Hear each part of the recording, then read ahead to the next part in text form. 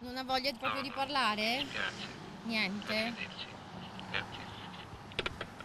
Meglio chiudere e in fretta, che sulla vicenda cali il silenzio. Forse così sarà più facile dimenticare. Il dottor Fraioli, a 4 giorni dall'aggressione in casa, avvenuta il 23 dicembre, vuole mettere un punto ai racconti di cronaca, almeno finché gli inquirenti non riveleranno novità sulle indagini che stanno battendo la strada della criminalità tutta made in Veneto. Ha chiesto che volevano soldi, sta fermo che te coppo. Così il noto ginecologo, dirigente a Villa Salus, il giorno dopo la rapina, ma adesso è il momento della rielaborazione per lui e per la moglie. Piena solidarietà e vicinanza e spero che si riprendano anche da un punto di vista così psicologico il più presto possibile. Intanto il sindaco prende carta e penna perché, dice, la questione sicurezza merita importanti prese di posizione e l'intervento diretto del governo. Io ho intenzione di scrivere al questore e al prefetto affinché si possano fare da portavoce col governo centrale affinché si intensifichi le presenze nei nostri territori. Più uomini e più mezzi in strada di giorno e di notte perché tutta Mogliano questa mattina si è svegliata ancora sotto shock.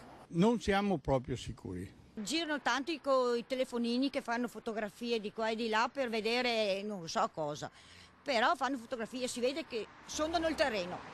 Anche a lei è capitato di vederli? Sì, qui ne passano parecchi. Sono passati da una villetta all'altra, E dove questo? sempre da queste parti, poco tempo fa. Ci vorrebbe più controllo, ma poi alla fine bisogna vedere i mezzi che hanno anche a disposizione le forze dell'ordine.